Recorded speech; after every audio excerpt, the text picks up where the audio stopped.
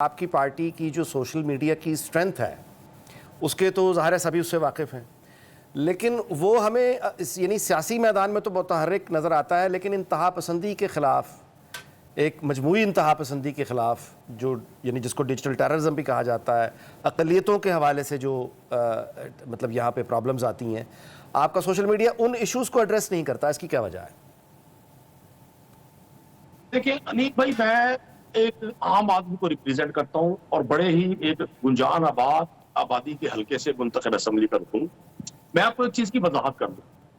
پاکستان ان ملکوں میں شامل ہے جہاں 65% سے زیادہ آبادی نوجوانوں پر مشتمل ہے،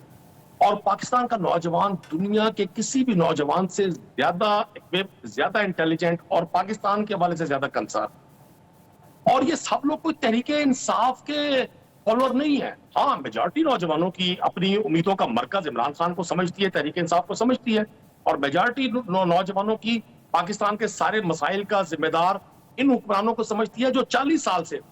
آپ کے والد محترم کو کے کالمز میں پڑھتا رہا ہوں۔ یقین کریں، میں 88 کا میٹرک ہوں، آپ اور میں شاید ایج فیلو ہوں۔ یار ہم بزرگ ہونا شروع ہو گئے ہیں، یہی لوگ حکمران ہیں پاکستان کے۔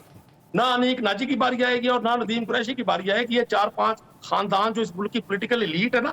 جنہوں نے سارے اداروں کو، یا آج پاکستان میں جو اداروں کے حوالے سے بھی بہت ساری بدگمانی اور لوگوں میں عدم تحفظ کا ایک ہے، پولیس کے بارے میں، دیگر اداروں کے بارے میں، اس کے ذمہ دار بھی یہی لوگ ہیں۔ میں آپ کو گزارش کر دوں، پاکستان تحریک انصاف کی کوئی باقاعدہ اس طرح کی ٹیم نہیں ہے ڈیجیٹل میڈیا کی۔ یہ انہوں نے آج خود ایک خوف سوار کر لیا ہے، انہوں نے طے کر لیا کہ جس چیز کو یہ فیس نہ کر سکے، یہ کہتے ہیں فیک نیوز۔ تو پاکستان میں جو ڈومیسٹک بجلی کا یونٹ ہے وہ 50 روپے 55 روپے پہ پہنچ گیا، یہ فیک نیوز ہے۔ کمرشل یونٹ 85 کو کراس کر رہا ہے، یہ فیک نیوز ہے۔ 350 روپے کا پیٹرول ہے بھائی، یار یہ فیک نیوز ہے۔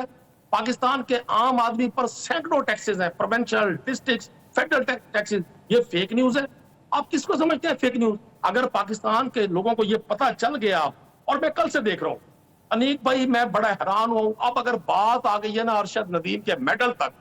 کہ یہ اداروں کے پیچھے چھپے ان کو پناہ نہیں ملی، یہ فارم 47 میں چھپے ان کو پناہ نہیں ملی، ان کو پاکستان کے لوگوں نے 8 فروری کو کدو سے، بینگن سے، چھری سے، جوتے سے، گھڑیال سے شکست فاش دی۔ اب بات آ گئی ارشد ندیم کے میڈل کے پیچھے چھپنے کی۔ اس میں سے بھی 2 دن سے جو پاکستان کی عوام ان کا پوسٹ مارٹم کر رہی ہے ڈیجیٹل میڈیا پہ، وہ سارے لوگ تحریک انصاف کے نہیں ہیں۔ مطلب یہ نہ کرے حرکتیں، کیا ضرورت ہے؟ رانا مشہود پرائم منسٹر کے نمائندے اور وہ کان میں جو 2 منٹ گفتگو فرما رہے ہیں، وہ ان سے کوئی ایفل ٹاور کا موسم پوچھ رہے تھے،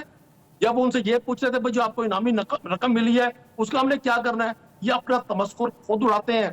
آپ شہباز شریف صاحب کی صرف 10 سالوں کی گفتگو پچھلی سن لیں، آپ نواز شریف صاحب کی 10 سالوں کی گفتگو سن لیں، صرف آسمہ جہانگیر صاحبہ کی پرسی پر ہونے والا ان کا خطاب سن لیں کہ اس خطاب میں وہ کن 2 لوگوں کو مخاطب کر رہے تھے،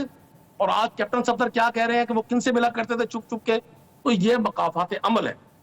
میں پولیٹکس کا اسٹوڈنٹ ہوں، ہسٹری کا اسٹوڈنٹ ہوں۔ میں سمجھتا ہوں انسان کو اللہ تعالیٰ اگر اس کا انجام آخر اچھا کر دینا، لیکن انسان ساری زندگی گناہ ثواب کرتا ہے،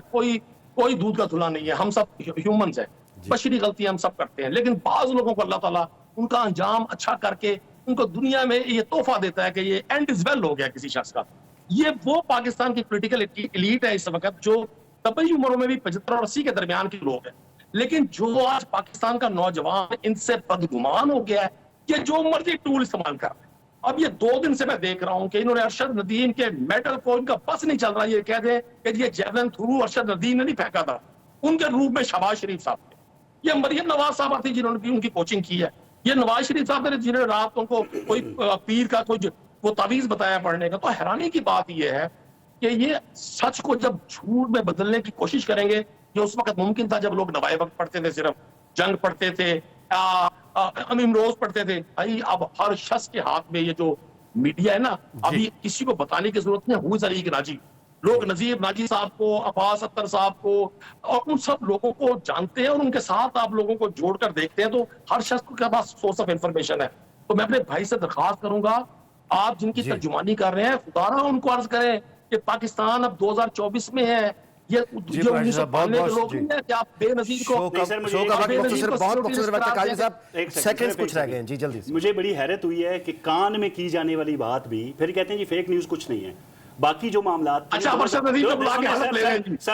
سر آپ حلف پہ بھی آپ مکر جائیں گے آپ سر مجھے صرف یہ نہیں آپ کا تجزیہ آپ یہ کہہ رہے ہیں کہ خان میں جو بات کی وہ آپ کو پتا تھی مجھے حیرت یہ ہوتی ہے کہ پہلے تو ہم سمجھتے تھے کہ خان صاحب ایک بڑی ماڈرن زندگی سے نکل کے اس عقیدے پہ چلے جائیں گے جادو ٹونا سجدہ یہ وہ اب مجھے لگ رہا ہے کہ ان کے جتنے بھی مقلدین ہیں وہ فرشتے ہو گئے ہیں ان کو تو کانوں میں کی ہوئی خبریں بھی کسی ورد سے کسی عمل سے کسی موکل سے ملنا شروع ہو گئی ہیں